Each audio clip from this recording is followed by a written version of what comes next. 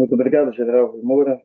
Agradeço ao senhor, ao César, ao César Bargo e ao Coronel Seu Comande o convite para estar aqui, um convite adiado por vários meses, né? E sempre insistiram para que eu viesse às tertúlias, mas eu sou uma pessoa que gosto muito dos sábados à tarde e noite para a família e acabei sempre postergando isso, mas agora acho que é o momento da gente compartilhar com vocês aqui um pouco dessa nossa atividade e principalmente do banco de dados, porque eu considero que é uma ferramenta que não é só nossa, não é para nós, não é para a universidade, não é sequer só para o Brasil, é uma ferramenta de trabalho para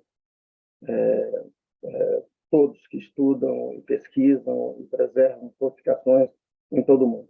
Então, acho que aqui é um dos canais importantes para a gente fazer essa divulgação, fazer mais que divulgação, fazer um chamamento, né, para que pesquisadores de outras cidades, outros estados, outros países possam se juntar a essa iniciativa do Banco de Dados, que sempre foi pensado para ser uma base de dados colaborativa, né? Ele foi estruturado dessa forma, né? Ele foi pensado para trabalhar em rede e para trabalhar de forma colaborativa. Então, essa parte do banco que nesses 15 anos ainda estamos devendo, né? Estamos devendo essa participação mais intensa de outros pesquisadores de outras partes, que a gente sabe ter muito conhecimento a partilhar. Bem, para começar a falar do banco de dados, eu tenho, obviamente, que falar primeiro do início do trabalho que a universidade realizou com as fortalezas, né, ao longo desses 44 anos que a UFSC está à frente da gestão de fortificações aqui em Santa Catarina. Então, a primeira fortificação que nós adotamos aqui na ilha de Santa Catarina foi a Fortaleza de Santa Cruz de Antumirim, em 1979, são 44 anos. Na sequência, vieram as fortalezas de São José da Ponta Grossa, Santo Antônio de Ratones, e, junto com a fortaleza de Ponta Grossa, a bateria de São Caetano, que é uma fortificação menor. Essas três, né, últimas já há 33 anos, desde 1990. Para situar, né, quem não conhece, ou para relembrar aqui a nossa localização geográfica, Florianópolis fica nesse ponto. O meu mouse é visível, né? Sim. Então, nós estamos aqui no litoral de Santa Catarina, a ilha de Santa Catarina, e a meio caminho aqui, onde era a grande disputa territorial no século XVIII, que é a colônia do Sacramento, bem aqui em frente a Buenos Aires. E aqui nesse mapa, essas imagens todas que eu vou mostrar agora no início para vocês são do meu livro As Defesas da Ilha de Santa Catarina, no Rio Grande de São Pedro, um livro com autoria do meu colega da Salvador, Mário Mendonça de Oliveira. O livro que o general comentou, que era a segunda edição, em 2015. São todas imagens dessa publicação. Então, vocês veem que o Tratado de Tordesilhas, que todos aprendemos na escola, passava aqui um pouco abaixo, um pouco ao sul de Florianópolis, na cidade de Laguna. Esse é o que todos aprendemos, né? Mas existem diversos mapas portugueses que mostram o Tratado de Tordesilhas aqui, ó, entre Colônia, Sacramento e Buenos Aires. Uma pequena diferença de algumas centenas de quilômetros. Então, e em função dessas variáveis, tratados, diferenças de tratado, e depois também em função dessas disputas pelo território, é que as fortificações todas foram sendo construídas ao longo desse litoral, né? Aí, em Santa Catarina, era uma posição estratégica por causa desse grande canal norte aqui, da ilha de Santa Catarina. Essa é a nossa ilha, né, Santa Catarina. Florianópolis é a ilha e um pedacinho aqui desse continente.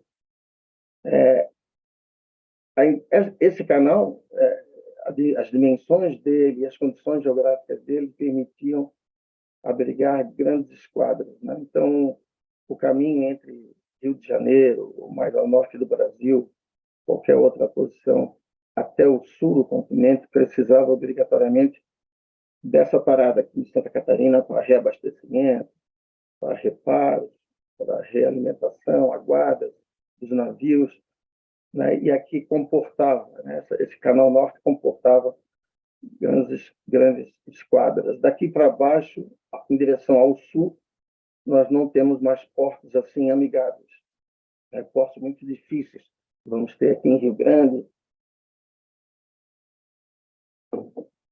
Laguna, mesmo Montevidéu, é uma baía muito aberta, né? Que não tem, o Uruguai todo não tem morros, né? É muito plano, então é uma baía é,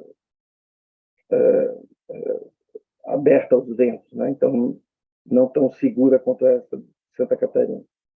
E foi por isso que as fortificações foram construídas aqui.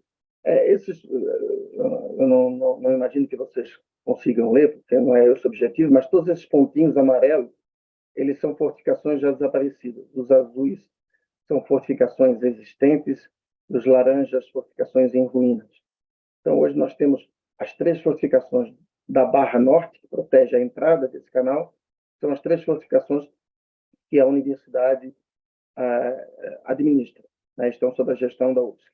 Mas vejam que aqui no próprio centro da cidade, quem conhece Florianópolis, essa região central aqui, onde tem o estreito, né, com as pontes aqui que faz a ligação entre ilha e continente, mesmo no centro da cidade havia uma quantidade enorme de fortificações, todas já desaparecidas, sobrando apenas o Forte Santana, embaixo da Ponte Terceira Luz, as ruínas do São João e o Forte Santa Bárbara. Uma quantidade muito grande de fortes para um território tão pequeno, né? Mas por isso a ilha era defendida dessa forma por causa dessa posição estratégica dela. Então, aqui eu ampliei um pouquinho para vocês verem que aqui é a fortaleza de São José da Ponta Grossa, que bateria São Caetano. Na parte norte da ilha Santa Catarina, que nós temos acesso por transporte veicular, né? Aqui a fortaleza de Santa Cruz de Atumirim e Santo Antônio de Ratões. As duas ficam em ilhas, né, localizadas aqui na Bahia Norte. Essas 3 é que nós administramos. O objetivo não é falar das fortificações, por isso eu vou passar muito rapidamente, mas só para que vocês tenham assim um gostinho aí de conhecer essas nossas 3 fortalezas, e principalmente a beleza dessas iconografias que estão todas no banco de dados. Estão no livro, mas estão no banco de dados também. Por isso a importância de eu mostrar isso para vocês perceberem como são bonitas e bem localizadas, não só como fortificações, mas como paisagem, né? Paisagem cultural, como gosto de sempre lembrar o meu amigo Antônio Royuela, que está aqui com a gente. Então, a Fortaleza de Santa Cruz de Atumirim, isso é do levantamento de 1786, do Correia Rangel, que foi o documento que nós nos baseamos, eu e Mário, para elaborar o livro esse que eu estou das defesas, né? Vejam a beleza dessa fortificação, aqui pelo lado do mar, o lado aberto, o leste, e aqui pela área interna da ilha. Essa ilha, daqui para o continente, tem apenas 400 metros de distância, muito próxima do continente, hoje na cidade de Governador Celso Ramos, na Grande Florianópolis, né? Aqui uma imagem do quartel da tropa, a Fortaleza de Atumirim, é o maior quartel da tropa de todas as nossas fortificações no Brasil, e eu não conheço todas as fortificações no mundo, obviamente, mas de todas que eu conheço, eu nunca vi um quartel da tropa dessas dimensões. Ele tem 75 metros de comprimento.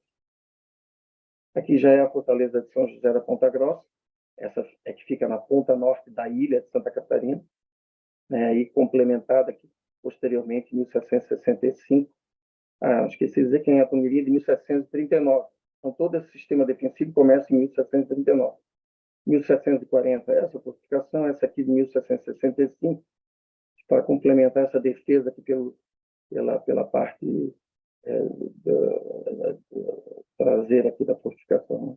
Pelos fundos, para proteger o acesso a esse padrasto aqui, que era uma elevação que poderia apresentar risco para a fortificação.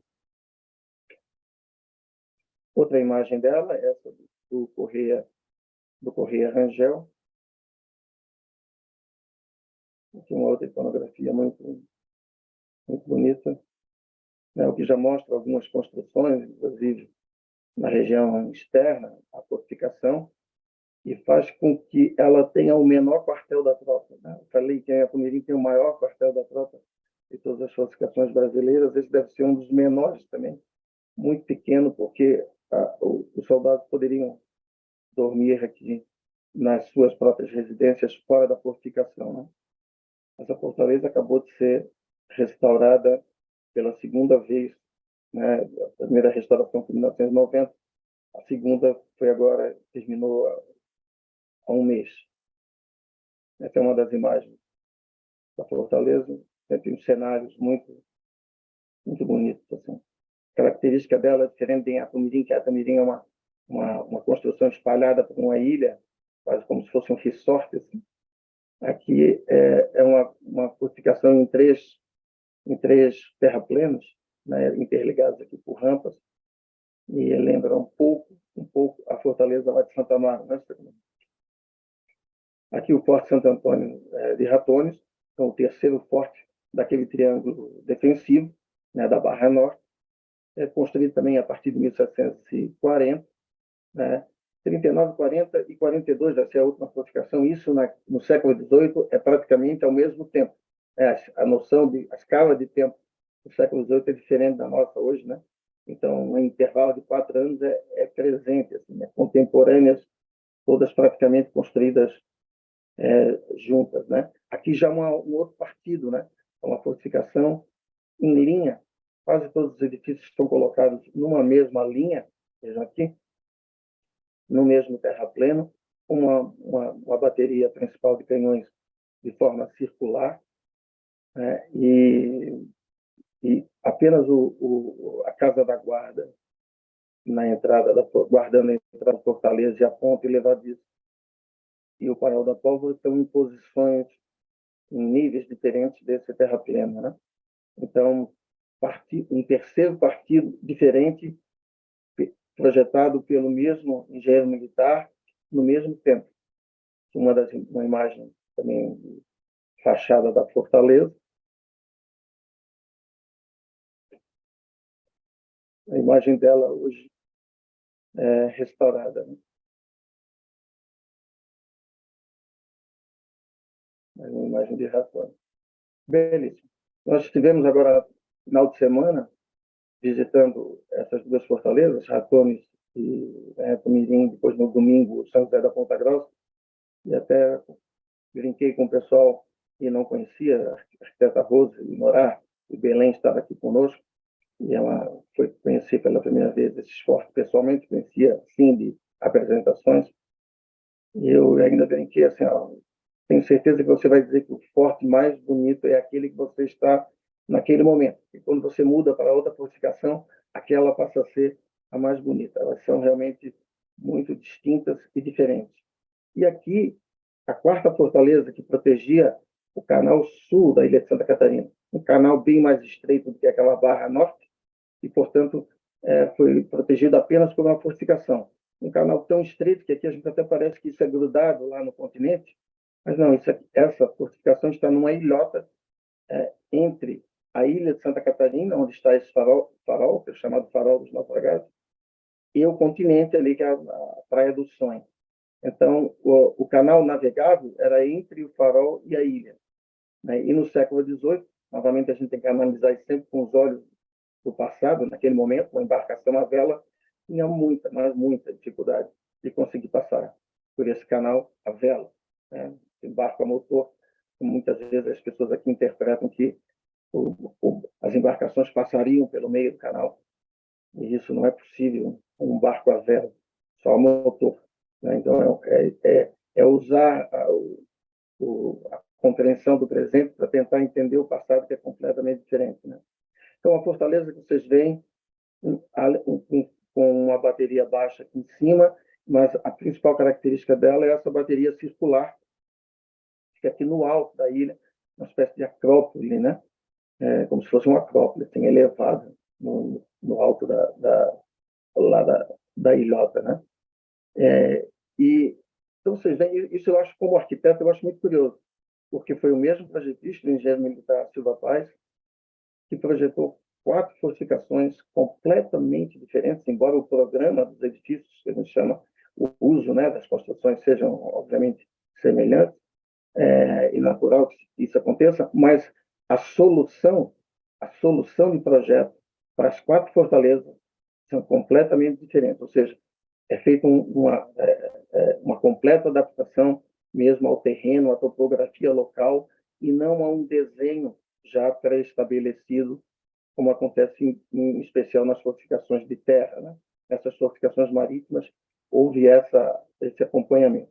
Aqui eu vou passar ainda mais rapidamente, porque são outras fortificações que existem aqui na ilha também. Esse é o Forte Santana, restaurado aí em 1969, 70, pelo colega Ciro Lira, que está aqui também nos prestigiando.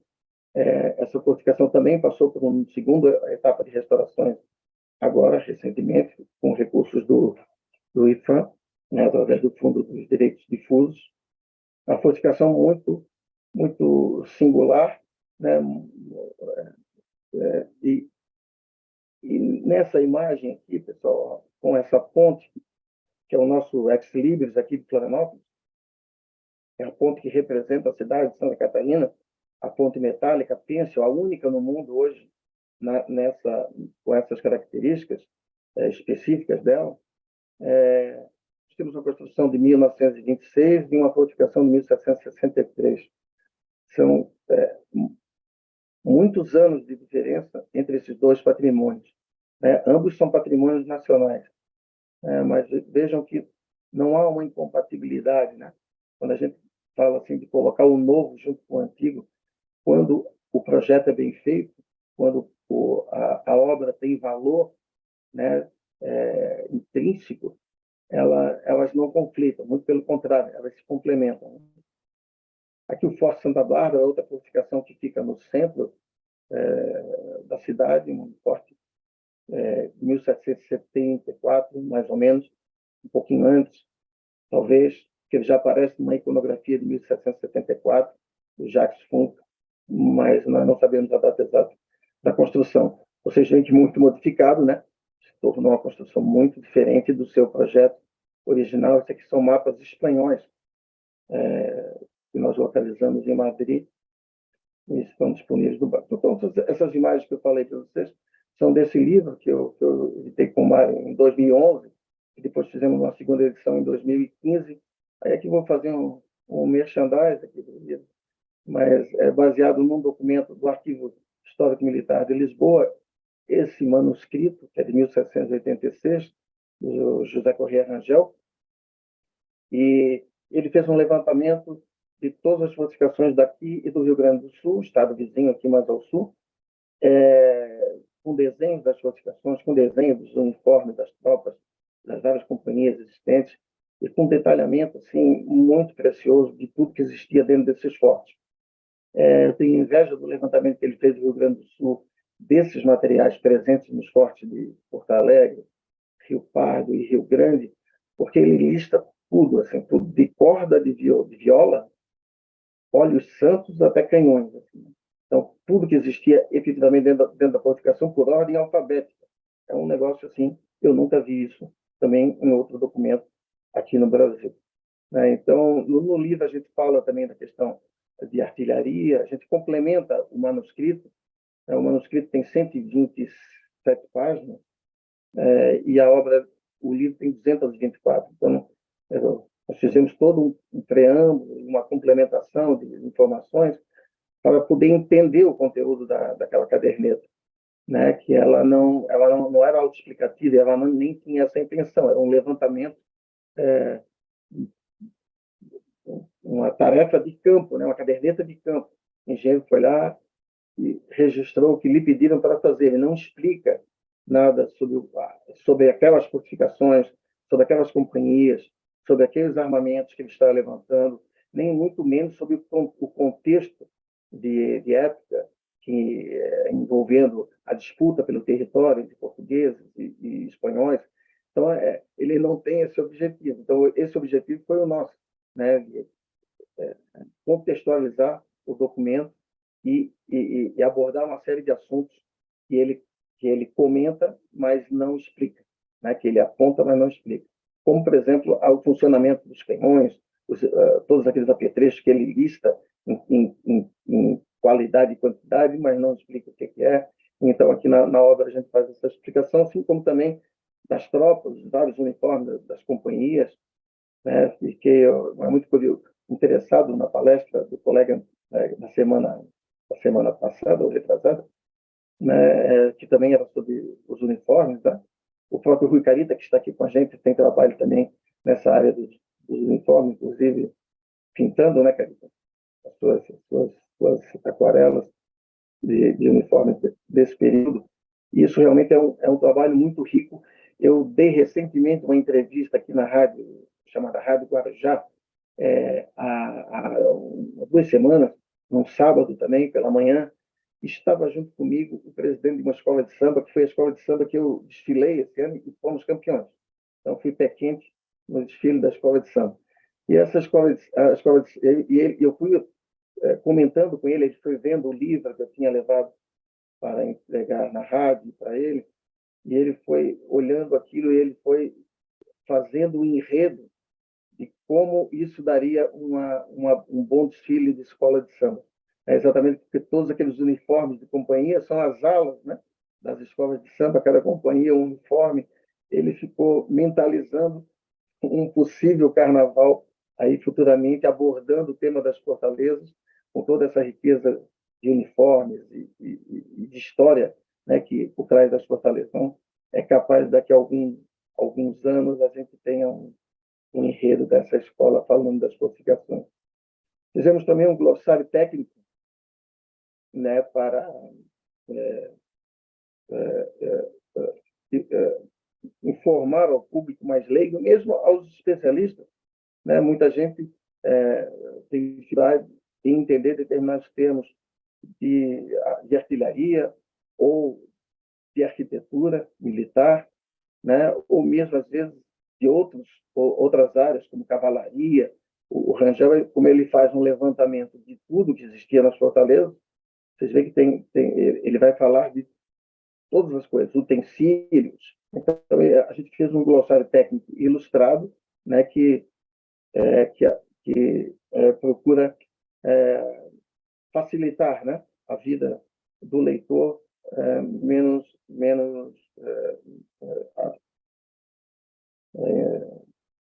afeito, né, a essa terminologia. Incluímos ainda ao final um CD-ROM, né, porque a minha área é da Fortaleza Multimídia, né, então eu criei esse projeto exatamente com essa função de trabalhar conteúdos multimídia de patrimônio e principalmente Fortaleza. Então, mesmo fazendo uma obra impressa, eu coloquei um CD-ROM e não é um PDF do livro, não é uma versão digital do livro impresso, é uma outra plataforma, uma outra forma de mostrar os conteúdos. Inclusive, no CD tem mais conteúdos do que no livro, porque, obviamente, o livro ele é um livro todo colorido, capa dura, e o valor de gráfica, né, para fazer um livro de maiores dimensões é muito oneroso, né, aí em Portugal e aqui em qualquer parte. Mas no CD, então, o CD contém mais imagens, contém animações virtuais daqueles canhões, das carretas de artilharia. Então, é uma dinâmica diferente. Né? Então, por exemplo, não é um glossário estático lá, o glossário ele já está na leitura do texto, que se liga para o glossário, ou seja, usa das ferramentas multimídia, né, como o nome diz, do hipertexto e de recursos de TI, né, de informática, para abordar o mesmo conteúdo. Né? Então, ele tem todo o livro e mais alguma coisa, só que num outro formato de apresentação. Né? Esse é o conteúdo do livro. Bem, eu falei tudo isso para a gente chegar por que eu estava fazendo, por que a gente resolveu fazer o banco de dados. Porque é muito conteúdo em torno das fortificações. Não se trata só de história, né? É história, é arquitetura, é armamento, são tropas, é arqueologia, é muita informação em torno desses bens, desse patrimônio. Então, a dificuldade de trabalhar com suportes que são lineares, como o livro, a revista, eles perdem, mas assim, longe, né? Quando a gente vai trabalhar com informática, quando a gente vai trabalhar com base de dados, porque isso é muito dinâmico, muito além de permitir que outras pessoas possam participar e o conteúdo pode ser revisto e ampliado permanentemente, né? Então, só para a gente fazer aqui entender o histórico da criação do banco de dados, Fortaleza Neto Mirim de 39, ela foi redescoberta, inclusive o Ciro teve um trabalho com os alunos dele lá do Paraná, mais ou menos por essa época, em 1970, ela estava abandonada em ruínas depois da década de 1950, ficou abandonada, o que a população local não depredou, as intempéries o fizeram, a vegetação e tudo mais, as árvores de grande porte, né? E a fortaleza estava em um estado grande de arruinamento. Em 79, a USP se assumiu, como eu já falei, aí ampliou-se o trabalho de restauração, né, que vinha sendo já feito, mas num ritmo menor, porque exatamente não havia uma destinação de uso ainda. Não havia uma instituição que pudesse fazer a gestão do forte após a restauração. Quando a universidade assumiu esse ritmo de desembolso de recursos pelo próprio IFAM, ampliou-se, houve uma grande movimentação também aqui na cidade, com várias empresas públicas e privadas, e uma grande operação chamada, na época, Chapéu na Mão, que dotou a Fortaleza das condições para que pudesse ser aberta ao público em 1984. Aí, em 1988, ela passou por uma segunda fase de restauração, complementando alguns edifícios que tinham sido deixados em ruínas naquele período anterior, e agora, em 2023, nós estamos com esse projeto do BNDES, que vai novamente requalificar a Fortaleza, dotando ela aí agora de todas as condições que a Unesco exige para ela ser um patrimônio mundial. Então, esse é o nosso objetivo nos próximos 3 anos.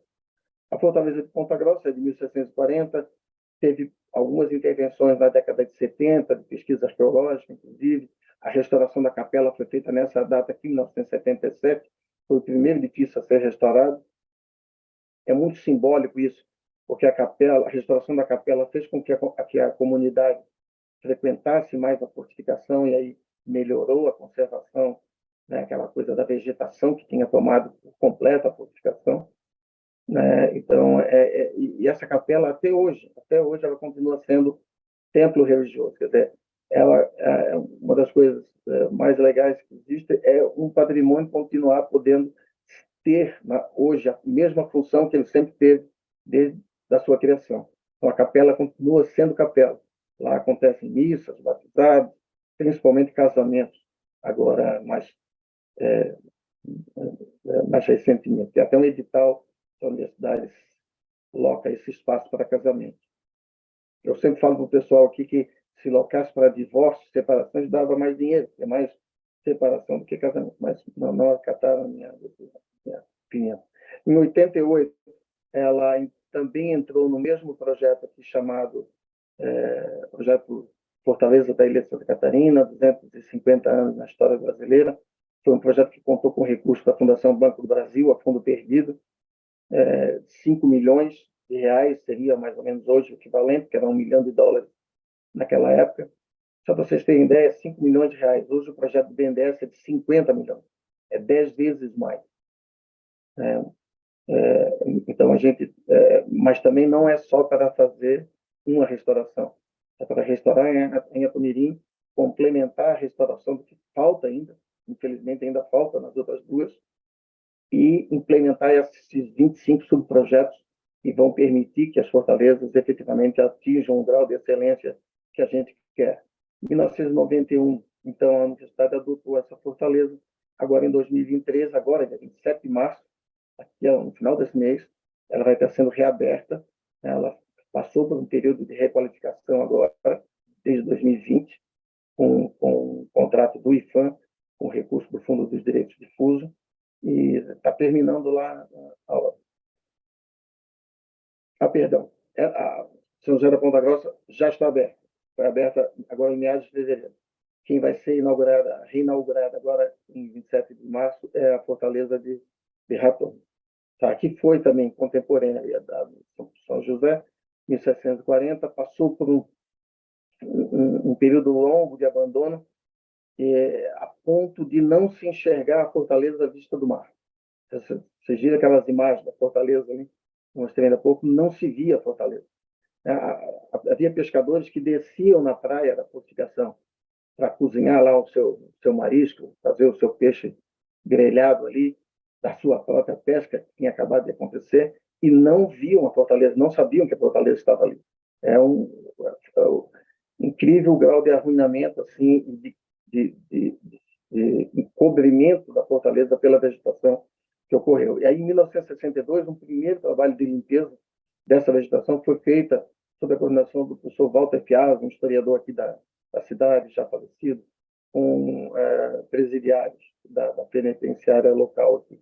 Em 1982, liderados por um grande apoiador das fortalezas, o Armando Gonzaga, em 82 e 83, foram feitos o segundo momento de limpeza dessa vegetação, que tinha novamente, você vê que aqui em 20 anos, ela quase que desapareceu novamente. Quer dizer, porque a vegetação cresce de uma forma assustadora, né? Por isso que a manutenção teria que ser constante. E por isso que precisa de uma instituição para fazer essa conservação, mesmo depois de restaurada, né? Porque senão isso volta a se degradar e volta a entrar em processo de arruinamento novamente, infelizmente. Então, essa conservação permanente é essencial. Então, esse mutirão de limpeza, contou com várias participações de estudantes da universidade, várias pessoas aqui da cidade, foi um momento também importante, assim como esse de 62, para manter a Fortaleza em condições de, em 1988, ser integralmente restaurada nesse projeto da Fundação Banco do Brasil, com recursos da Fundação Banco do Brasil, que a cidade capitaneou e gerenciou, com a parceria, em especial, do IFAM, com outros parceiros locais aqui, mas principalmente com o IFAM. E aí ela adotou também a Fortaleza em 1990. Então, a partir de 1990, nós temos as 3 fortalezas da Barra Norte sob a nossa guarda, né? E aí o que acontece? O projeto Fortaleza Multimídia, então, ele foi criado por mim nessa época para trabalhar esses conteúdos todos que nós tínhamos acompanhado até 1990, 91.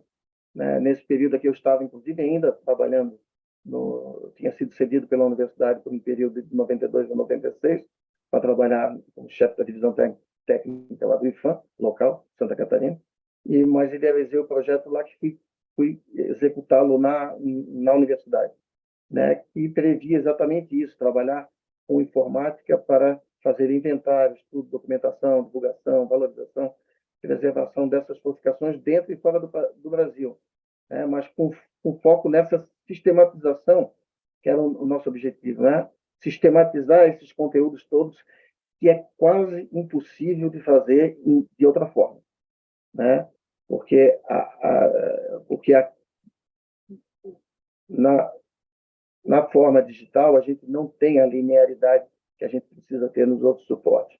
Então, a gente tem conteúdos de várias áreas que se relacionam.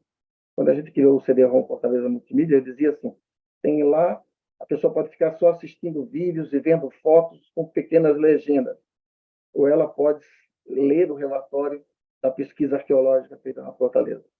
Mas não chateia o leigo, não chateia a pessoa leiga e nem é uma obra redundante para o leitor mais erudito, né? Porque os níveis de abordagem são diferentes, são graduais, e só com informática a gente consegue fazer isso. Perdão. Aí, nesses 28 anos de existência, então, pelo projeto, foram produzidos vários aplicativos em formato CD-ROM, associados ou não a publicações impressas, como foi o caso aqui do livro, né? Que vem um CD associado ao livro, outros diversos aplicativos para uso na internet e o banco de dados, que é essa ferramenta virtual multimídia colaborativa de consulta e alimentação em tempo real de conteúdos sobre fortes fortalezas, castelos e demais construções fortificadas em todo o mundo. O banco de dados está hospedado num site, mas o banco de dados é muito mais que um site, como vocês vão ter a oportunidade de ver. Eu vou passar rapidinho, porque o nosso tempo também corre. Esse foi o primeiro trabalho, Fortaleza, CD-ROM Fortaleza Multimídia, feito em 2001. Ele já trazia uma seção dedicada às fortificações do Brasil, com 140 fortificações naquela época, já trazia uma seção dedicada às fortalezas no mundo, não me recordo agora o número de fortificações que tinha na época, mas é aqui o embrião do banco de dados. Então, ele já abordava isso. E aí, com o lançamento do banco de dados, que a gente começou a construir em 1999, mas que foi vir a público em 2008, inclusive foi em Portugal, foi num congresso de fortificações organizado pelo colega Sousa Lobo, em Faro, lá no sul de Portugal. Nesse congresso de fortificações é que nós lançamos o banco de dados, naquele congresso. Então, em 2008. Vocês veem a quantidade de fortificações. Os laranjas são as fortificações existentes, os brancos são as fortificações já desaparecidas, tá? Porque o banco não se restringe às fortificações existentes atualmente. Podem existir, podem estar restauradas, podem estar em ruínas, ou podem estar desaparecidas, elas são cadastradas aqui na base de dados, em todo o mundo. Então, tem fortificações em todos, literalmente, em todos os continentes. Não quer dizer que tenham todas as fortificações, como vocês vão perceber, porque o banco tem que ser alimentado de forma colaborativa. Mas nós já temos um grande número de fortificações aqui cadastradas. Quais são as características do banco? É um banco temático, multilingüe, sobre fortificações em todo o mundo, com construções existentes ou mesmo já desaparecidas, como falei. A consulta é pública, gratuita e seletiva, no sentido de que eu posso fazer várias combinações de resultados, dependendo do meu interesse. As fortificações elas são todas georreferenciadas, são visualizadas através de outros aplicativos como o Google Maps, Google Street View, que funcionam dentro da interface do banco de dados, não precisa ir para fora disso. A alimentação ela é compartilhada e colaborativa. Aqui que está o grande X da questão e o grande diferencial, um dos grandes diferenciais do banco. Ele foi idealizado, ele foi pensado para que todos vocês pudessem colaborar e alimentar conteúdos nele. Vocês vão ver que é impossível isso ser feito por uma equipe, por maior que ela seja, uma equipe única da universidade ou de qualquer outra instituição. Ele tem que ser um trabalho colaborativo em rede. Portanto, é por isso que ele não é só um simples site de consulta de informações, mas sim, hoje, é a base de dados mais abrangente que nós temos, unificada internacional, sob essa temática das fortificações. Então, ele é, portanto, uma ferramenta que pode ser utilizada para o desenvolvimento de ações de inventário, documentação, sistematização de dados, pesquisa, educação patrimonial, difusão dessas fortalezas. Muitas delas, às vezes, não têm um próprio site de divulgação. Eles têm, dentro do banco de dados, cada fortaleza tem uma página, com várias subpáginas de valorização histórica, cultural e turística dos monumentos, dos existentes, obviamente. Essa base de dados ela pode ser utilizada também como uma ferramenta de apoio a ações de intervenção nos monumentos. Se der tempo, eu mostro para vocês o que eu estou falando aqui, da gente, antes de fazer uma obra de conservação ou de restauração, precisa consultar a base de dados, porque há muita informação ali que não está disponível nos órgãos de preservação, ou quando está disponível no órgão de preservação, ou num acervo de um museu, ou de um arquivo, não está no outro. E o que a gente fez foi juntar todas essas bases de dados, todas essas bases físicas, em uma base digital unificada, que conversa entre si. Essa que é o grande trunfo do banco. Bem como ela pode ser utilizada como um instrumento de planejamento e gestão, empregado na preservação desse patrimônio fortificado. Pode, mas vem sendo muito pouco utilizado. Então, essa é outra coisa que a gente precisa avançar. Então, é uma base de dados online, ou seja, eu posso trabalhar nisso de qualquer parte do aeroporto, de casa, do meu escritório, da minha, meu arquivo, da minha biblioteca, da minha escola, ela não precisa de nenhum software instalado, né? É só, unicamente, acesso à internet. Né? E é isso que permite a criação de uma rede virtual, né, internacional de sistematização e difusão de informações e conhecimento sobre esses bens nos diversos países. É isso que a gente vem buscando há anos, criar essa rede que possa trabalhar. Só que um resumo do que tem o banco hoje, tá, pessoal? Porque amanhã pode ser totalmente diferente já esses números, porque o banco cresce todos os dias, literalmente, né? Então, hoje a gente tem 2.827 classificações. Isso eu consultei hoje de manhã para fazer essa tela. Hoje de manhã. Não sei se é o mesmo número agora à tarde. Então, 2.827 classificações, 4.427 bibliografias. Essas bibliografias vão desde livros, teses, artigos de revista, jornal, documentos manuscritos de fontes primárias, documentos de diversa natureza. A maior parte desses documentos, dessas bibliografias, perdão, estão com PDF disponível. Então, portanto, a consulta, impressão, você pode salvar no seu computador e utilizá-lo sem nenhum problema. Todo o conteúdo do banco é franqueado, todo, integralmente. E quem posta conteúdo no banco sabe disso. Quando posta, sabe que o conteúdo é sempre franqueado. Tá? Então, tem 1.012 personagens históricos que são pequenos relatos biográficos de personalidades ligadas às fortalezas. Não sou eu, nem o Ciro, nem o César, mas sim pessoas que efetivamente trabalharam nas fortalezas enquanto elas eram fortificações. Engenheiros militares, às vezes não é que trabalharam, são viajantes que passaram pelas fortificações e lá deixaram suas impressões, suas iconografias a respeito daquela fortificação. Tem mais de 11 mil imagens, sendo que dessas 11 mil, 3.134 são iconografias. Iconografias a gente reuniu tanto a parte de plantas, levantamentos, perfis de fortificação, quanto a própria parte cartográfica. Tá? Aqui está tudo reunido em iconografias. 3.134 iconografias.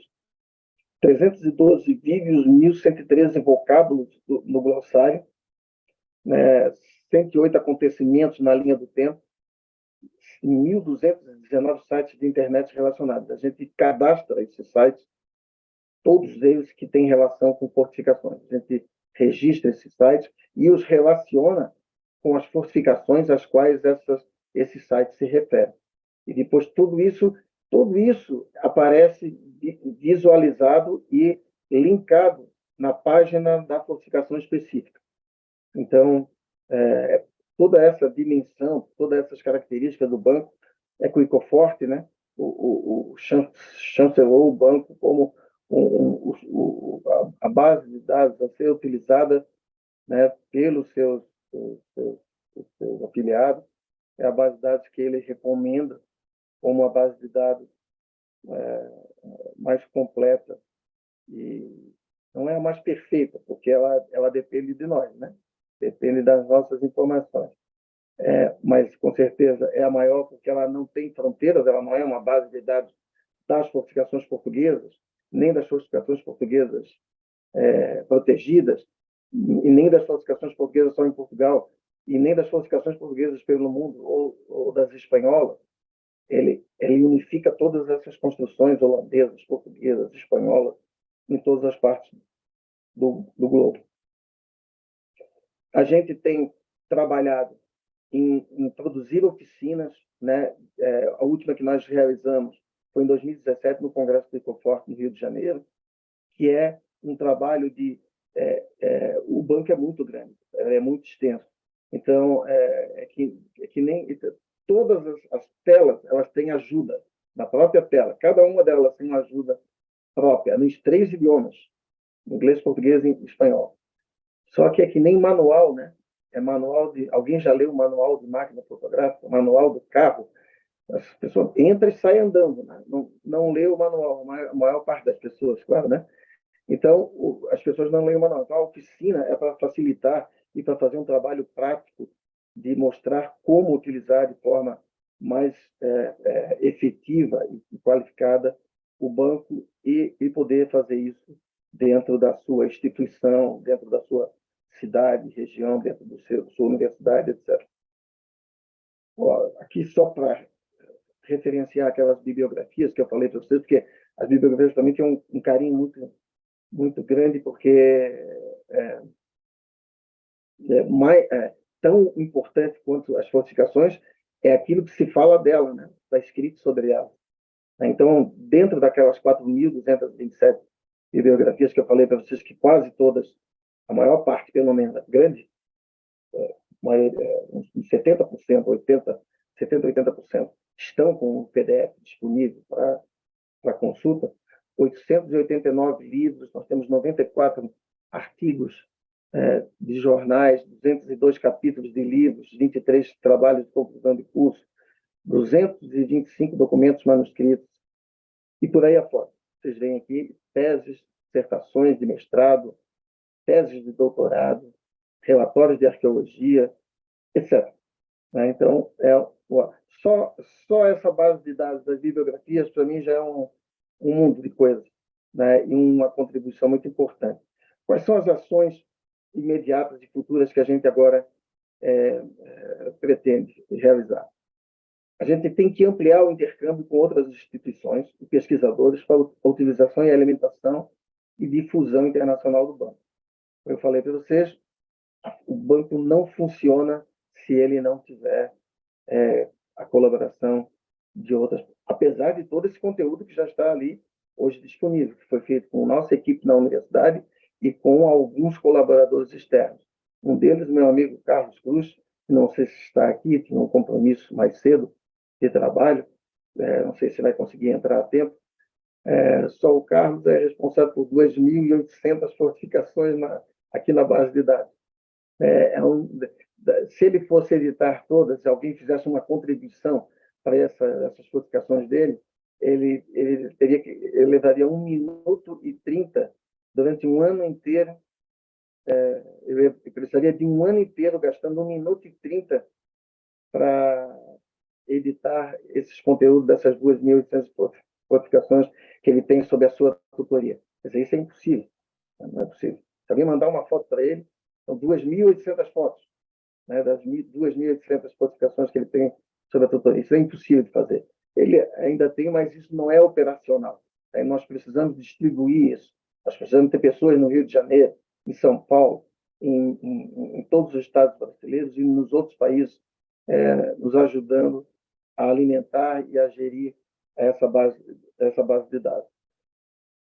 Realizar seminários de workshops de capacitação, as oficinas, que eu não comentei ainda há pouco, que a última foi feita em 2017. A gente tem procurado assim, realizar esses encontros, interrompemos aí na pandemia, mas eles também podem ser feitos virtuais, como a gente está fazendo essas tertúlias. Ampliar a pesquisa, digitalização de acervos documentais. Pouco antes da pandemia, eu tinha acertado com o departamento, com o Arquivo Histórico do Exército, com o Coronel Melo, que ainda estava lá, que eles iriam nos ceder toda a base de dados das iconografias, cartografias, para que a gente alimentasse aqui no banco de dados. Esse trabalho ficou interrompido exatamente por causa desses 2 anos e pouco aí que foram interrompidos. Eu acho que é um trabalho que tem que voltar a ser feito com a Biblioteca Nacional, com o Arquivo Nacional, com os acervos aí de Portugal, né, para que essa documentação possa chegar a todos, Biblioteca Nacional de Portugal, Biblioteca Nacional do Brasil e assim por diante. Então, realizar a tradução progressiva dos conteúdos, né, para os 3 idiomas. Hoje, quem cadastra no seu idioma, mas o ideal é que isso seja cadastrado nos 3 idiomas, mas fica disponível para todos, independente da interface que a pessoa está consultando. Ou seja, se ela está consultando a interface em inglês, mas o conteúdo está em português, vai aparecer em português na interface em inglês. Não fica sem aparecer o conteúdo. Avaliar, aperfeiçoar e ampliar de forma permanente e contínua a estrutura funcional do banco de dados. Esse item, especificamente, é daqueles 25 subprojetos que nós aprovamos no BNDES agora, Então, o banco finalmente vai receber recursos para poder ser ampliado, ser dinamizado, né? Porque a última atualização de informática que nós fizemos foi em 2013. São 10 anos em informática, né? Vocês imaginam, representa uns 100 anos em tempo normal. A informática é muito dinâmica. Então, 10 anos de última atualização de software é muito tempo. Então, felizmente, a gente conseguiu essa atualização. Nós vamos fazer um projeto de reformulação, de ampliação do conteúdo do banco agora. E fomentar a gestão do conhecimento, promover a interpretação do patrimônio, implementar a estratégia de comunicação para a valorização e divulgação das classificações. Isso são todas frases que estão lá na Carta do Recife, em 2017. Lá estava dizendo que o banco de dados fortalezas.org deveria ser um instrumento a ser utilizado pelos comitês estaduais das 19 fortificações que estão aí candidatas a patrimônio mundial aqui no Brasil, e isso não acontece, falta gestão, né, para que isso possa ser implementado. Porque essas palavras-chave é tudo que o banco faz: fomentar a gestão do conhecimento, promover a interpretação do patrimônio, implementar estratégias de comunicação para a valorização e divulgação das fortificações. Exatamente. E ele está citado lá explicitamente. Deverá ser utilizado o banco de dados Fortaleza para essa finalidade. Mas falta implementar. Então, nós temos muito ainda a fazer.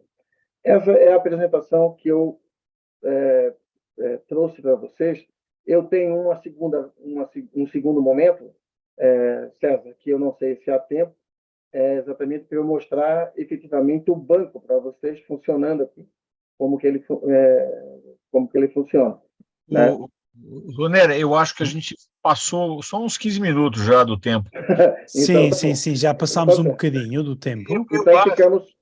Então ficamos por aqui, a gente pode conversar no debate um pouco mais.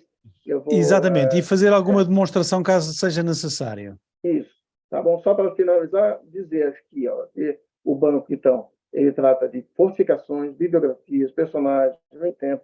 Todas essas abas que estão aqui em cima são exatamente todos os conteúdos que a base de dados trabalha, não só o conteúdo das fortificações propriamente dita, né, mas todos aqueles temas são correlacionados entre si.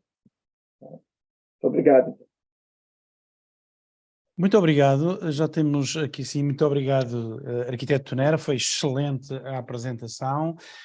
Quero também, já agora, da minha parte, dizer que eu sou consultor do site do fortalezas.org, consultor, isto é, já li várias vezes, já consultei várias vezes a base e realmente tem informação absolutamente excepcional. Já temos aqui assim alguns inscritos. Eu, no entanto, iniciava eu próprio com uma pequena pergunta, que é um desafio extraordinário manter a qualidade da informação que nela se contém, como é óbvio, não é? É algo absolutamente fundamental num projeto deste cariz. E posso dizer que em 2019 eu enviei uma mensagem para uma das fortalezas, dizendo que havia ali assim um pequeno engano, ou um engano numa das imagens que lá colocam, porque colocam uma planta da fortaleza da Almada quando se estão a referir à fortaleza da Almeida. E ainda não foi corrigido. Portanto, é um desafio, lá está, deve ser das 2000, que vai levar se calhar 12 ou 15 anos a ser corrigido. Gostaria que falasse um bocadinho relativamente a este grande desafio da manutenção da qualidade dos conteúdos. E já agora, perguntava uma coisa, a base de dados é uma base muito lusófona, vejo essencialmente as fortalezas portuguesas pelo mundo, em Portugal, no Brasil, na costa africana, na costa da Índia, pelo menos no mapa que eu vejo. No entanto, eu tenho aqui sim uma coisa que é estranho. Quando eu vi a imagem que projetou com o mapa, vi uma série de fortalezas, entretanto já destruídas, entre o Forte Príncipe da Beira e o Forte Novo de Coimbra, uma série de fortalezas que no meu mapa não aparecem. Aqui haverá algum problema técnico? Haverá um problema de filtro especial? Não, deixa eu começar pela primeira pergunta. A questão do rigor, né, da informação. É isso que eu lhe dizia. As fortalezas, quase todas as que estão no território português, na continental e nos Açores, estão sob a tutela, sob a tutoria desse meu colega Carlos Cruz, que mora hoje nos Açores. Mora em Santa Maria, salvo engano. Ou na Horta, agora já não sei mais. Bem, e o Carlos, é que eu lhe falei, tem sob a sua tutoria 2.800 e poucas classificações. A sua contribuição para ele, que nós chamamos de contribuição, né? Por dentro do próprio banco de dados é possível fazer contribuições, seja em texto, seja em imagem, seja de várias formas diferentes. Essas contribuições têm que ser analisadas pelo tutor da falsificação para ver se ele concorda ou discorda da contribuição, e ele é o responsável por colocar incorporar, né, ou não essa contribuição ao conteúdo daquela falsificação que ele é o tutor. Então, provavelmente escapou a ele a sua contribuição. Vou até, depois o senhor me passa isso com, assim, a gente passa através do WhatsApp ou de e-mail, e eu vou remeter a ele para que faça, então, a devida correção. Mas era exatamente isso que eu comentava. É humanamente impossível que alguém cuide de 2.800 falsificações. Ele faz porque é um abnegado, né? E porque nós não temos outras. No momento em que nós tivermos uma pessoa em Almeida cuidando da falsificação de Almeida e da região, no momento que nós tivermos uma pessoa cuidando da Portugal, cuidando da falsificação de Almada, ou de um conjunto, não precisa ser uma pessoa para cada falsificação, pode ser por um conjunto de falsificações, uma determinada pessoa, o pesquisador ou instituição, pode ficar responsável por um conjunto de falsificações, né? Ou por fortificações individuais. Claro, o próprio gestor da fortificação pode ser o tutor do bem, mas isso não é uma obrigatoriedade. O tutor não é quem administra a fortaleza de fato. O tutor é a pessoa que, em tese, conhece mais sobre aquela fortificação, né? Às vezes não é o gestor da fortificação, né? Então, provavelmente, a sua contribuição escapou ao Carlos, e ele não recebeu isso via o sistema. Existe uma outra forma também de fazer a contribuição, general, que é o nome do tutor, ele aparece ali com um link que ele remete à ficha, vamos dizer assim, de créditos dele, e lá tem o e-mail dessa pessoa. Então, também pode ser feito um contato de e-mail quando ela não, digamos assim, via sistema, ela não se consolidou. Então, tem várias formas de chegar a gente proceder a essa correção. As fortificações portuguesas, claro, o segundo assunto, né? As fortificações portuguesas têm um grande número de fortificações portuguesas, mas não são só portuguesas. Nós temos muitas fortificações espanholas cadastradas, muitas fortificações holandesas, muitas mesmo, aqui. Se a gente entrar no banco de dados agora, a gente consegue fazer essa consulta rápida, porque um dos critérios de pesquisa da base de dados, e que também o torna diferente de um site comum, ou até mesmo de outras bases de dados, é que ele permite fazer a combinação de 27 critérios de consulta cruzados. Um deles é a nacionalidade original da fortificação. Eu posso fazer uma consulta no banco pedindo todas as fortificações espanholas ou holandesas, e posso pedir por períodos, e posso pedir holandesas no Brasil, holandesas na África, ou em qualquer país, né? Por continente, por país, por período de tempo. se é existente a fortificação, se ela já é desaparecida, etc. etc. São 27 campos de pesquisas combinados. Então, há uma diversidade muito grande, fortificações japonesas, não sei se o duo aqui, nosso presidente do Ecoforte Internacional, está aqui presente, há fortificações na Coreia, há fortificações no Japão, e de várias nacionalidades, América Central, América do Norte, etc. Então, essa diversidade de nacionalidades originais das fortificações é bastante grande dentro da base de dados. O Príncipe da Beira está lá, com certeza, é uma das nossas 19 fortificações candidatas a patrimônio mundial, né? Ele consta como fortificação arruinada, né? Mas é existente, né? Ele é uma ruína, ele não é uma fortificação que está restaurada em uso. Já o Coimbra, não, o Coimbra consta como fortificação restaurada, em uso, né, existente. Né? Todos estão lá. Não sei, às vezes o que acontece, como são 27 campos de busca intercalados, quando a gente retorna para fazer uma seleção mais restrita da pesquisa, a gente pode esquecer algum daqueles critérios setados antes, e aí a gente não consegue encontrar, porque a combinação de critérios não nos deixa chegar na classificação desejada. Muitas vezes as pessoas falam, eu não consegui achar.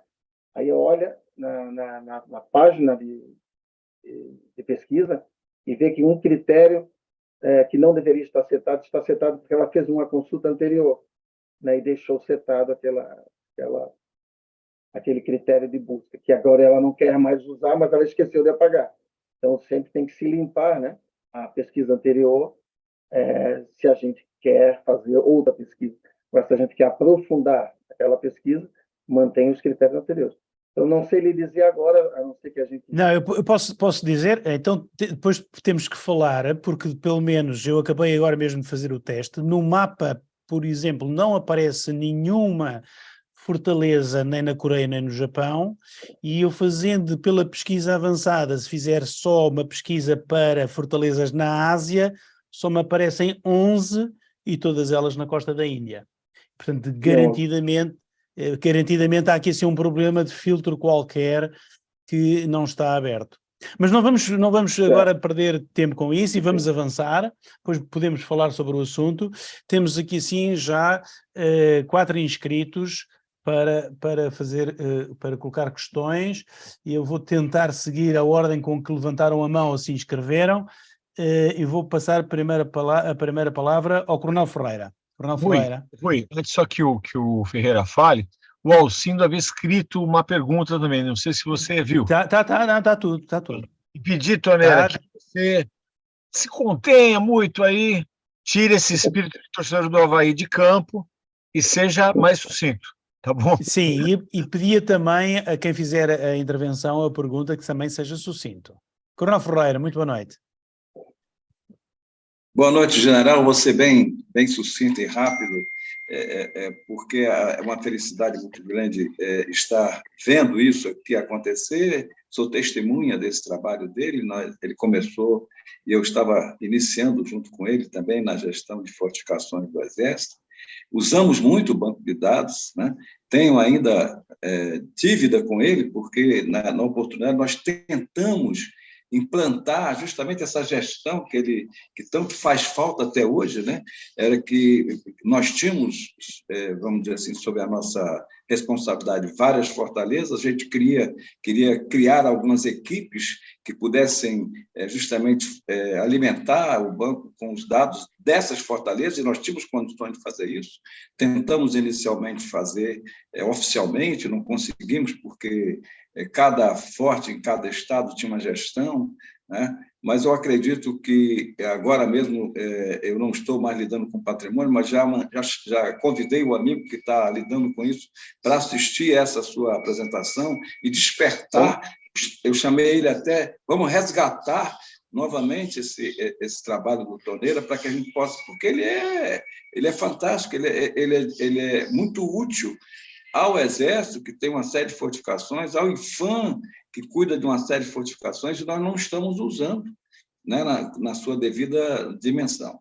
E, principalmente, aí você falou sobre o banco, né, ele ser utilizado como base de dados aí para os trabalhos de alimentação, para a candidatura. Eu estou vendo gente com dificuldade e você está com isso disponível.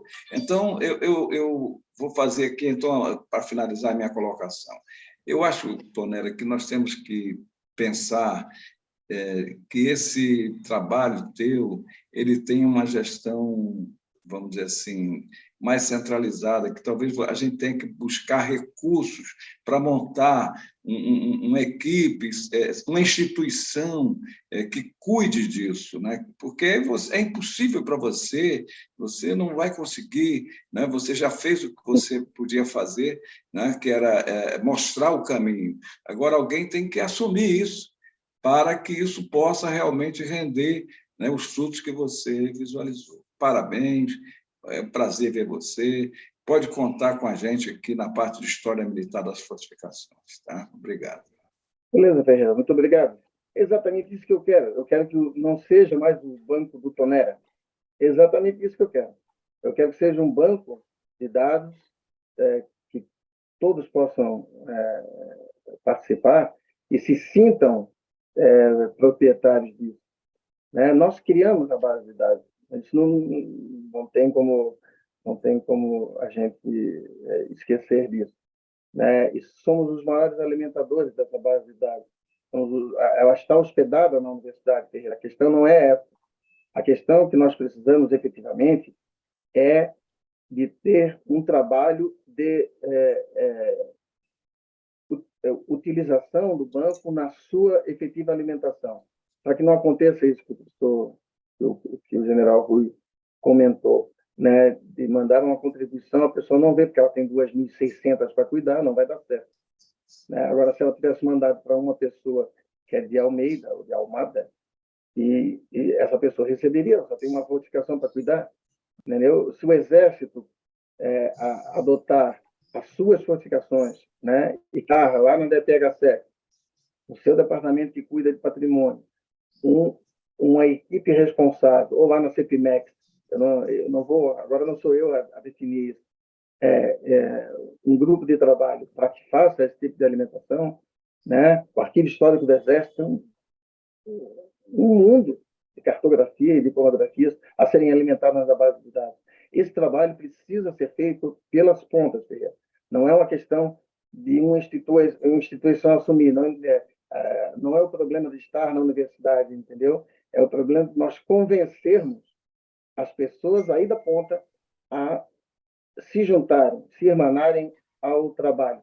Aí deixa de ser o banco de dados de Tonera, passa a ser o banco de dados internacional das fortificações, que é o que a gente almeja. Foi para isso que foi criado já dessa forma, né? Pensando exatamente nessa estrutura colaborativa, né? Em rede. Muito obrigado, Coronel Sobrinho, muito obrigado, Tonera. Vou passar então a palavra agora ao Alcino Brasil, que tinha uma questão. Alcino, muito boa noite. Boa noite. Brincadeira, a gente vai dar uma olhada nisso aqui, porque, gente, isso aqui é só boa noite, general. Muito boa noite, Alcino. Eu quero parabenizar pela beleza de exposição e não tenho perguntas, tenho uma curiosidade. O Forte Ratones tem origem em que?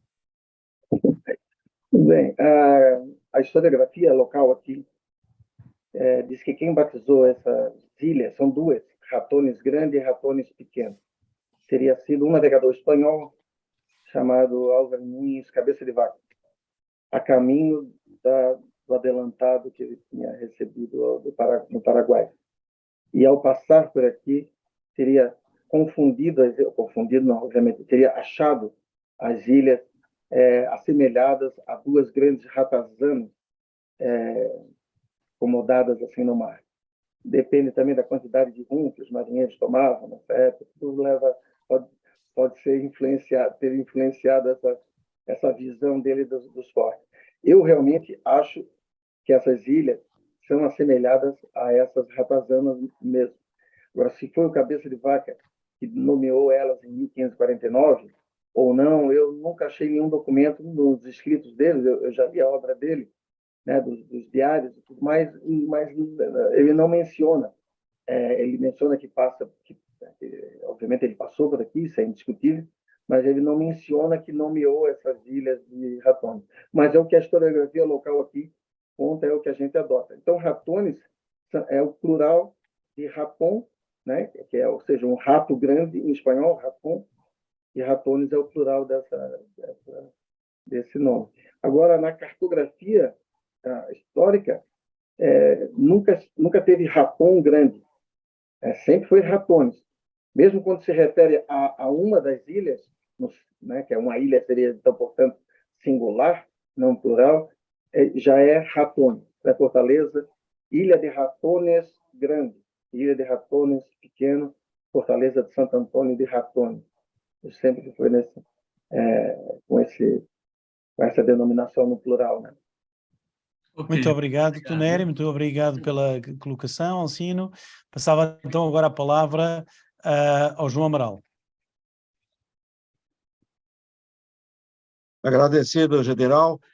Na verdade, acho que são coisas bem rápidas.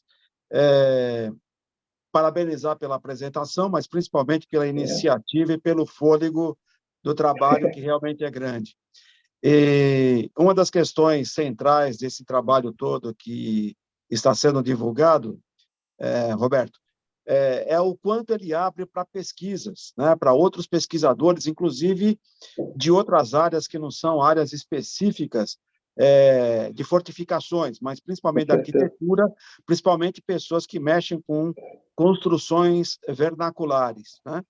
Aí tem uma pergunta, quer dizer, tem esses indicativos dos materiais que são com os quais foram produzidos? Tem uma relação de engenheiros militares que, por exemplo, foram responsáveis pelos projetos e pelas construções? E uma outra, só uma curiosidade, ao longo da sua apresentação. Em alguns mapas, na Rosa dos Ventos, apareceu a flor de lis como indicativo de sentido e direção. E aí, vocês no site, no ícone, no designativo da busca do site, vocês colocaram a mesma flor de lis. Então, a pergunta sobre a flor de lis é o significado no mapa e a inspiração que conduziu para o indicativo de busca no site. Agradecido aí pela apresentação. Muito obrigado pela questão. Muito obrigado pela questão, João Amaral. Roberto? Eu não sei se eu vou me lembrar de todas as perguntas. A primeira é sobre o número. Eu me perdi aqui agora. A primeira pergunta era sobre...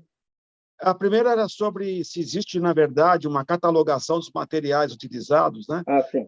Por conta das questões das construções vernaculares na arquitetura, sim. Que é um ponto de pesquisa significativo. Sim. Então, as técnicas construtivas, né, são um dos itens que consta nas páginas das fortificações. Claro que isso vai depender muito do pesquisador, da pessoa tutora que vai estar alimentando esse conteúdo, né? Se ela tiver conhecimento sobre as técnicas construtivas daquele monumento, ela vai colocar. A gente tem que lembrar que muitas das fortificações são desaparecidas, então, em alguns edifícios, saber qual é a técnica construtiva, a não ser pela documentação histórica, né? A documentação que ficou, tanto iconográfica quanto textual, desses antigos monumentos. Algo que evoluiu muito também nos últimos anos para identificar essas técnicas foi a tecnologia de hoje, que a gente permite hoje ver cartografias, ver plantas, elevações de fortificações coloridas, né? Antigamente se cometia muitos equívocos, muitos erros, porque a cartografia, as iconografias antigas tinham uma simbologia que usava a cor, e os pesquisadores, na sua dificuldade de acessar esses materiais coloridos, né, acabavam interpretando construções que não estavam prontas, mas eram projetos, porque é representado em amarelo são projetos, que é representado em vermelho é o que é efetivamente construído. Tinha representações, por exemplo, das paredes das estruturas de terra, são em cinza, né, em uma aguada de cinza. Então, essas questões, todas elas se traduzem na documentação iconográfica e nos textos. Mas quem alimenta o conteúdo da fortificação tem que ter conhecimento desses conteúdos para poder disponibilizá-lo ali.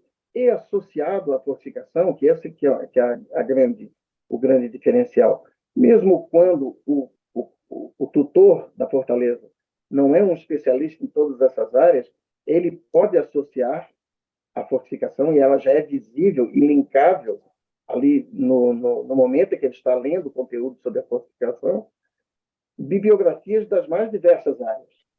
Então, bibliografias de engenheiros, topógrafos, de arquitetos que pesquisam materiais e técnicas construtivas, anais de eventos, atas, né? Atas de eventos, onde essas questões foram abordadas. Então, mesmo quando no próprio texto resumo sobre a fortificação, essa informação ela não está explícita, nas bibliografias associadas, ela é possível de ser contemplada, né? Então, mais ou menos, não sei se respondi o que tu me colocaste, né? Mas das nossas fortificações aqui, por exemplo, são todas o que no Brasil se chama de pedra e cal, né? São construções de pedra. A pedra nós já analisamos no laboratório de petrografia da universidade, é um granito chamado riolito, e esse riolito foi analisada a pedra natural na costa, né? E foi analisada a pedra da muralha e das construções, é o mesmo material. O que a gente, obviamente, já supunha ser, né? Era uma coisa quase óbvia, mas aí foi provado, vamos dizer assim, cientificamente. Esse material usado na construção das fortalezas foi todo extraído dos próprios locais onde elas foram construídas, com exceção de raras cantarias que vieram de outras partes do Brasil, e de uma pedra aqui muito apreciada e muito frequente aqui no nosso fortaleza, que é o liós, o chamado mármore português, que é um calcário branco aí da região de Lisboa, né, que é a única pedra que a gente tem certeza que veio de fora da fortaleza, porque ela não é natural aqui, ela não é aqui de Santa Catarina, né? Muito obrigado pela intervenção, muito obrigado pela pergunta. Só temos espaço, já passámos o nosso tempo, só temos mesmo espaço para mais uma intervenção, e então passava a palavra ao Ciro. Ciro, peço que seja muito sintético e muito resumido. Muito obrigado, muito boa noite. Vou ser bem sintético. Em primeiro lugar, cumprimentar o Tonera, muito boa apresentação desse trabalho que ele criou, que ele desenvolve, que ele acompanha, desse banco de dados. A minha observação diz respeito ao seguinte: como eu trabalhei há meio século atrás em 3 fortificações catarinenses, eu já, desde aquela época, eu via uma dificuldade, que é uma dificuldade muito grande no que se refere às fortificações, e particularmente em Alto Mirim, que é a questionação do uso. A minha pergunta ao Tonera é o seguinte: já que vai fazer novas obras em Alto Mirim, e eu já me lembro de 50 anos atrás, quando eu restaurei a Casa do Comandante, restaurei a Casa da Pólvora e uma parte do quartel, já a questão se colocava. A minha pergunta é o seguinte: a universidade tem uma utilização proposta para Alto Mirim? Porque, se não tiver uma utilização, vai ser muito difícil conservar aquelas obras. Sim, temos um uso. Esse uso ele foi, no projeto de restauração, foi feito pelo IFAM, tá? O projeto de restauração, agora que vai ser executadas as obras, o projeto foi feito pelo contratado pelo IFAM local. Então, embora a gente divirja de alguns usos que foram propostos nesse projeto, a maior parte dele vai ser executado como projetado. Algumas construções, na verdade, a maioria delas, ficou sem uso, sem destinação pelo projeto, mas nós temos uso para essas construções. Dá só um exemplo: a nova Casa do Comandante vai ser o Centro de Educação Ambiental, vai ser uma parceria com o ICMBio. Nós vamos estar repassando, entre aspas, essa construção para o ICMBio. Para quem é de fora, é o Instituto do Meio Ambiente aqui nacional, do Brasil, Instituto Chico Mendes chama. E aqui que a fortaleza de Anhatomirim, a ilha de Anhatomirim, está dentro de uma APA, que aqui é a Área de Preservação Ambiental. Ou seja, é uma unidade de conservação do Estado brasileiro administrado pelo ICMBio. E o ICMBio quer ter uma sede de educação ambiental dentro da fortaleza. Eles acham que isso vai ajudar muito ao trabalho de educação ambiental que precisa ser feito na área, com os golfinhos que existem ali, com todas as questões relacionadas à APA e à Reserva Biológica do Arvoredo. Em frente a Anhatomirim, nós temos são pouquíssimas das reservas biológicas brasileiras, dessa categorização, que é a Reserva Biológica do Arvoredo, que é praticamente ela é Fernando de Noronha. Então, há uma restrição de acesso, tudo muito grande lá. É um repositório de vida marinha fantástico. Todo esse conhecimento, toda essa temática do patrimônio ambiental, então, estaria sendo abordado nessa casa que nós vamos ceder ao ICMBio, que é uma das coisas que eu digo que o projeto de restauração agora de Anhatomirim é para torná-lo um projeto de excelência aos olhos da Unesco, tudo aquilo que a Unesco pede que um bem cultural tenha, e ninguém tem. Não vai se achar patrimônio no mundo que atenda todas aquelas recomendações que estão nas cartas da Unesco. Mas nós vamos trabalhar para que Anhatomirim e as nossas outras duas fortalezas, atinjam esse grau de excelência. Então, essa casa presente vai ser restaurada dessa forma. O quartel da tropa vão ser 3 grandes auditórios para eles na Fortaleza. A equipe, eu fui contra, mas a equipe de restauro contratada pelo IFAM projetou um restaurante para a parte térrea do quartel. Nós vamos ainda avaliar se isso vai ser executado ou não. Há o novo Paiol da Pólvora, tu te lembra, até hoje, 20 anos depois dele já ter sido fechado como aquário, as pessoas continuam chamando aquele local de aquário. Então, nós vamos recompor o aquário, nós vamos fazer um aquário só que virtual, um projeto muito bonito, feito por um parceiro aqui, que nos ajudou na elaboração do projeto. Então, nós vamos mergulhar na Reserva Biológica do Arvoredo, essa que eu comentei, e vamos o edifício é uma abóbada, tem uma abóbada de berço assim, pleno, adequado para esse tipo de intervenção, e nós vamos projetar holograficamente, com realidade virtual, com realidade ampliada, toda a fauna e flora dessa região da Ilha de Santa Catarina. Então, a pessoa, quando entrar ali, vai se sentir imersa, como se estivesse embaixo d'água, lá a 30 metros de profundidade dentro da Reserva Biológica do Arvoredo. Outra estação radiotelegráfica, nós temos um projeto de ser um museu da comunicação. Esse vai ser um projeto com uma dessas grandes telefônicas existentes aqui no Brasil, para nós contarmos a história da comunicação, porque lá funcionou a estação radiotelegráfica, uma das primeiras, se não a primeira da América Latina. Então, ela está ligada à comunicação. A ideia é contar a história da comunicação desde os tambores, dos sinais de fumaça, até o satélite hoje.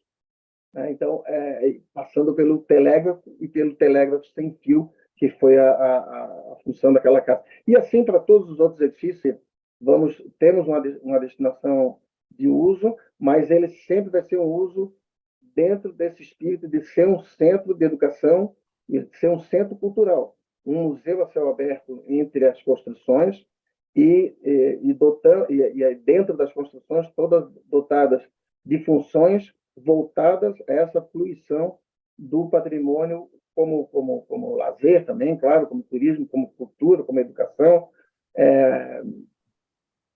dentro dessa lógica de que, sendo uma universidade que está gerindo, a universidade ela é não só produtora de conhecimento, ela também é difusora de conhecimento. E a gente vai tornar as 3 fortalezas 3 centros de cultura da cidade.